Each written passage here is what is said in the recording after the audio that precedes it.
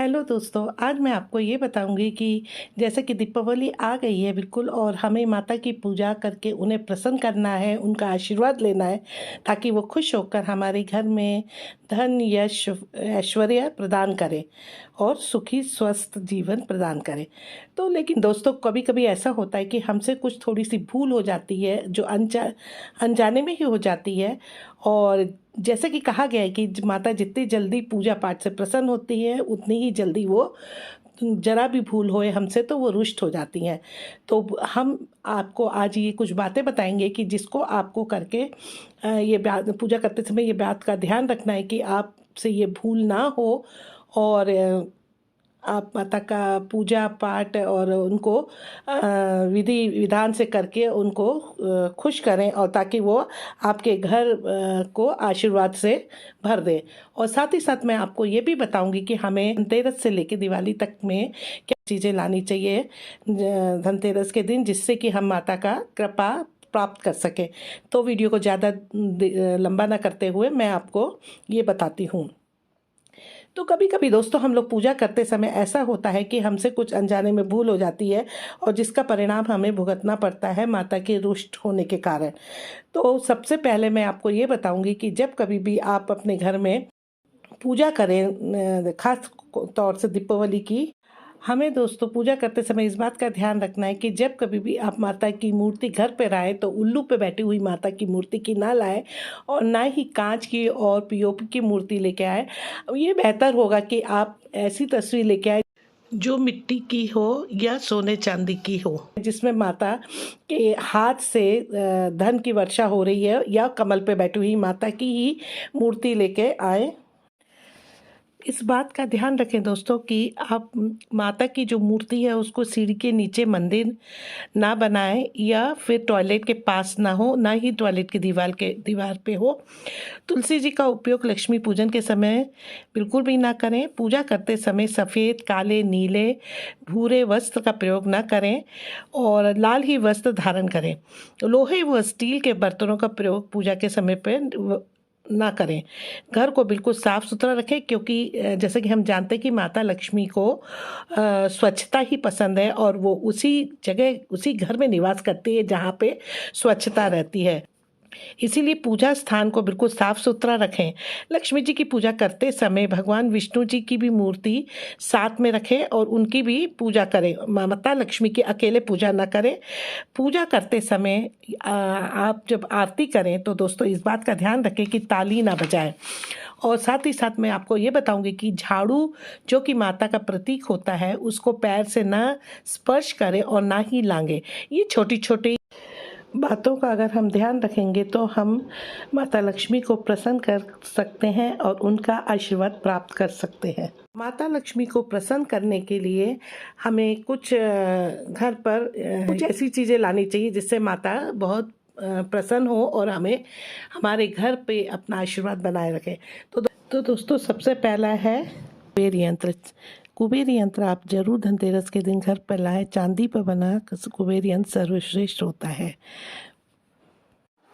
झाड़ू, इस दिन आप कितनी भी महंगी चीज़ें दोस्तों घर पर खरीद कर लाएं, पर दोस्तों इस बात का ध्यान रखें कि आप 2 झाड़ू जरूर खरीद कर लाएं, क्योंकि झाड़ू से हम घर की साफ सफाई करते हैं और साफ सफाई माता को बहुत पसंद है।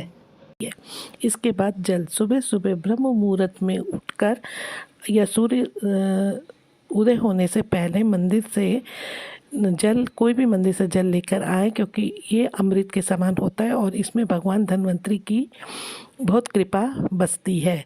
इसके बाद भगवान धन्वंतरी का एक ऐसा पोस्टर लेकर आए जो अपने हाथों में वो कलश लेकर खड़े हैं। धन्वंतरी भगवान का ये पोस्टर हमें पूर्व उत्तर दिशा के डायरेक्शन में लगाना है और उनसे अपने और अपने परिवार के सुखी स्वस्थ जीवन की सच्चे मन से हाथ जोड़कर प्रार्थना करनी है। गणेश की मूर्ति, दीपावली पर लक्ष्मी गणेश की पूजा का विधान है। इसके लिए हर साल नई मूर्ति की स्थापना की जाती है। लक्ष्मी गणेश की मूर्ति खरीदने के लिए सबसे शुभ दिन जो होता है वो धनतेरस का होता है।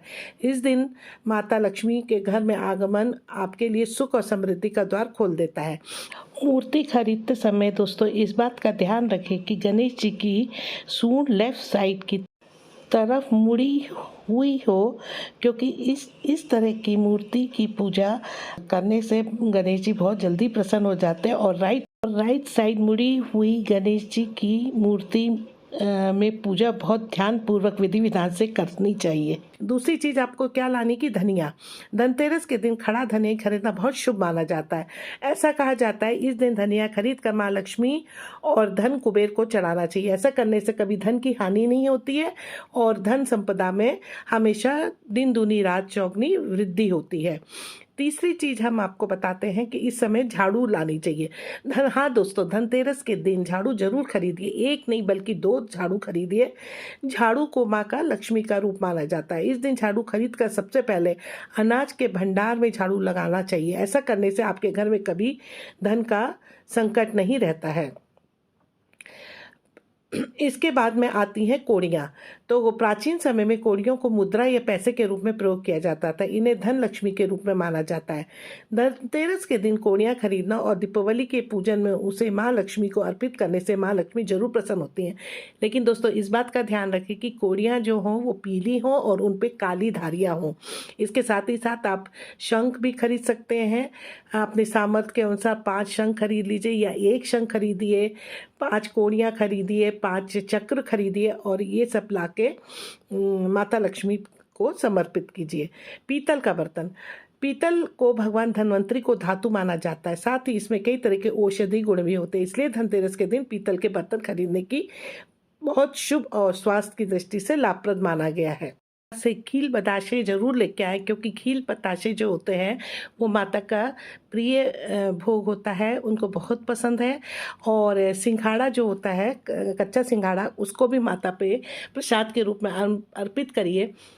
और मैं यहाँ पे ये कहना चाहूँगी कि छोटे छोटे मिठाई के वो जो बताशे के खिलौने मिलते हैं रंग बिरंगे, तो दोस्तों आप उसको अवॉइड करके आप सफ़ेद ही बताशे लेके आए, क्योंकि ये माता को बहुत प्रिय होते हैं। अब दोस्तों मैं आपको बताऊंगी कि धनतेरस के दिन बर्तनों के साथ ही साथ आप सोना चांदी भी जैसी सामर्थ्य हो आप खरीद सकते हैं। लेकिन अगर आप नहीं खरीद पाए तो आप चांदी के सिक्के जिन पे लक्ष्मी और गणेश जी बने रहते हैं उनको भी खरीद करके मंदिर में रख के उनकी पूजा की जा सकती है। और टेकी माला लेके आए, और माला ना मिले तो 1 कमलगट्टा या 5 कमलगट्टे के जो बीज होते हैं वो लेके आइए और उसकी भी विधि विधान से माता के सामने अर्पित करके पूजा करें। और लास्ट में नॉट द लीस्ट मैं आपको बताने वाली हूँ, आप लोटस जो कमल का फूल लाके माता को पूजा में उनके सामने अर्पित करें। लेकिन दोस्तों इस बात का बिल्कुल ध्यान रखें कि ये जो पूजा आप कर रहे हैं वो सही मुहूर्त में होनी चाहिए। ऐसा नहीं कि आप मुहूर्त निकला जा रहा है और आप परचेसिंग कर रहे हो बाज़ार में और मुहूर्त निकल गया तब उसके बाद आप पूजा करें। आप थोड़ा सा सामान लेके आ जाइए, उनकी पूजा कीजिए, या तो पहले दिन जाके लेके आ जाइए पूरा सामान, और मुहूर्त के सही मुहूर्त पे सही समय पे आप जो शुभ मुहूर्त है उसमें पूजा करिए तो उसका फल दोस्तों बहुत ही ज़्यादा मिलता है। और भले ही आप बाद में जाके और सामान लेके आ जाएं।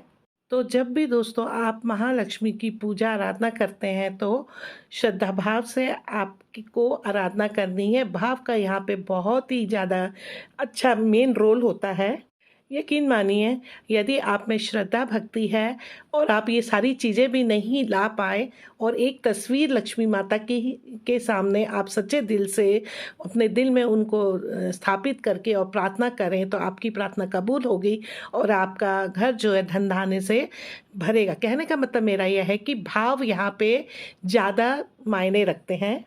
तो इसका मतलब ये हुआ कि आपकी श्रद्धा में पूरी ताकत थी, जो कि एक तस्वीर से, एक मूर्ति से पॉजिटिव एनर्जी आपके घर में आ सकती है। तो आप ज़रूर इस दीपावली विधि विधान से पूजा कीजिए और मन में विश्वास रखिए, आपके सारी मनोकामनाएं पूर्ण होंगी। माता लक्ष्मी और भगवान जी, गणेश भगवान जी का आप पे हमेशा आशीर्वाद रहेगा। यही मेरी आपसे आप लोग के लिए शुभकामना है। तो wish you all happy Diwali. Thank you friends.